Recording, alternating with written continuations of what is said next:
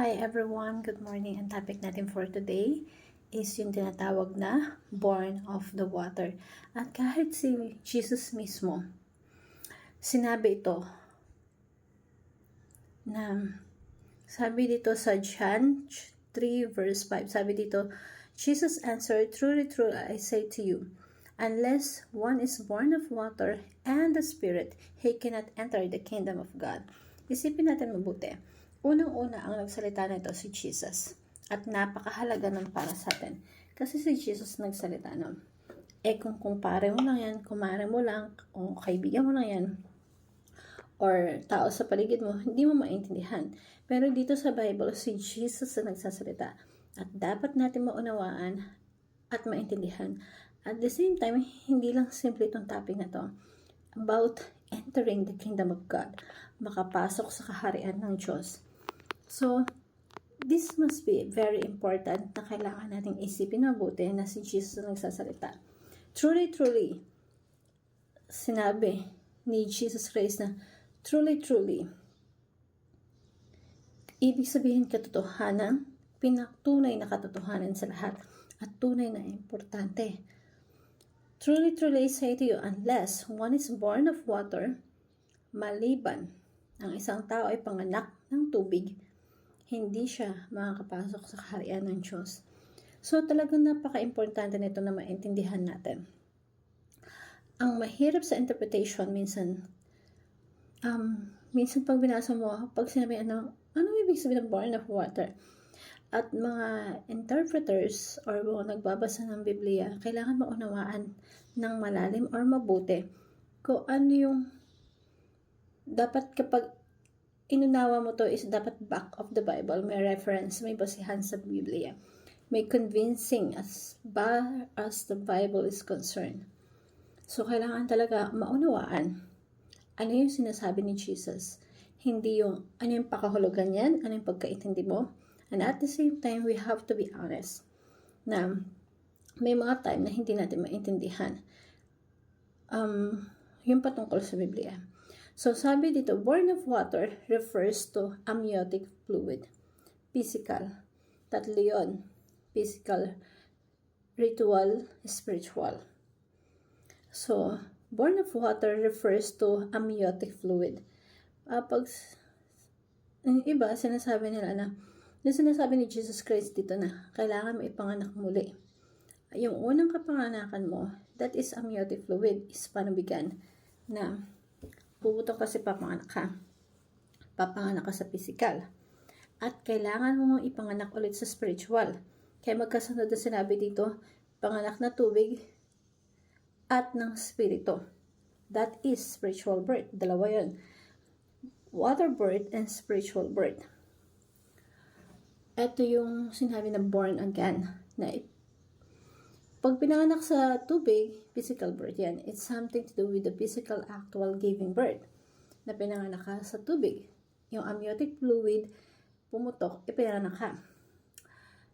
At possible yon. Pero, yung talagang pinaka-interpretation nun is yung born of water refers to the water of baptism. Ibig sabihin, tinutukoy ni Jesus dito na para makapasok ka, kailangan requirements is kailangan mo mabaptize. Mabaptismahan sa tubig. Yung typical na ginagawa na nilulubog sa tubig, yung iba ni-sprinkle, yung iba binubuhusan. Born of water refers to water baptism. Ang sinasabi ng ilan, it's a ritual. Pero basically, sinasabi ni Jesus, kailangan mong mabaptismahan sa tubig. So, yung iba pwede pouring, wisik, or pwedeng ilublob sa dagat. So, kailangan mo mabautismuhan. At the same time, kailangan mo panganak sa spirito. Magkaroon ka ng inward renewal, spiritual renewal. At ipanganak sa tubig, may water baptism.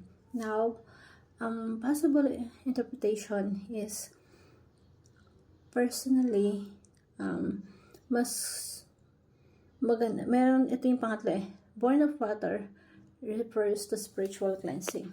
Ito yung pinaka the best. Water Born of water is a spiritual cleansing.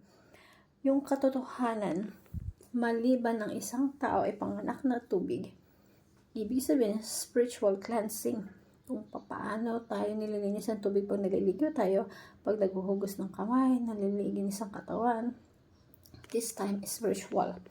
Hinuhugasan yung spirito natin, yung spiritual being natin. Hindi ito physical, but spiritual, relational. Magkaroon tayo ng restored relationship with God. And born of water refers to spiritual cleansing. So, it's spiritual. Ito yung pinanganak sa tubig at spirito. Dapat tignan natin isa yon bilang magkasama. Yung paglilinis ng tubig at paglilinis ng pamamagitan ng Espiritu Santo sa buhay natin. Kasi the moment na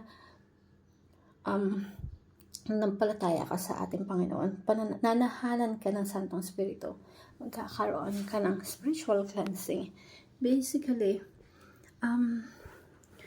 yung ginagamit ni Jesus Christ dito, that time si Nicodemus kasi mahilig sa cleansing, mahilig sa mga rituals.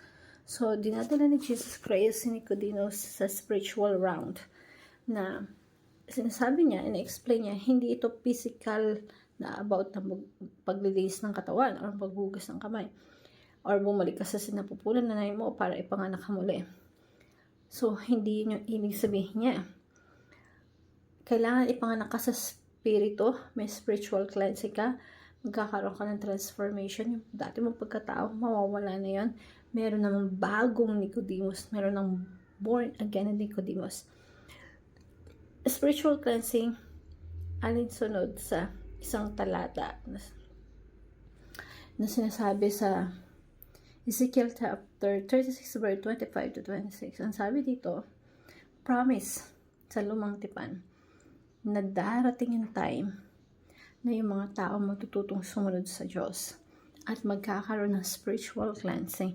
Ang sabi dito, I will sprinkle clean water on you, and you shall be clean from all underliness, and from all your idols I will cleanse you, and I will give you a new heart and a new spirit I will put within you, and I will remove the heart of stone from your flesh and give you a heart of flesh. Ito yung promise sa Old Testament na someday, yung mga tao na sila ay nabautismuhan or ipapanganak sa tubig,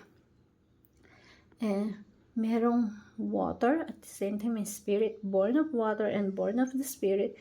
Ako'y magwiwisik ng malinis na tubig sa inyo at kayo magiging malinis sa lahat ng inyong karamihan. Lilinisin ko kayo sa lahat ng mga Diyos-Diyosan. At after ng paglilinis ng tubig, merong spirito na binabanggit. Bibigyan ko kayo ng bagong puso. Lilinisin tayo ng Panginoon at the same time, bibigyan ng bagong puso.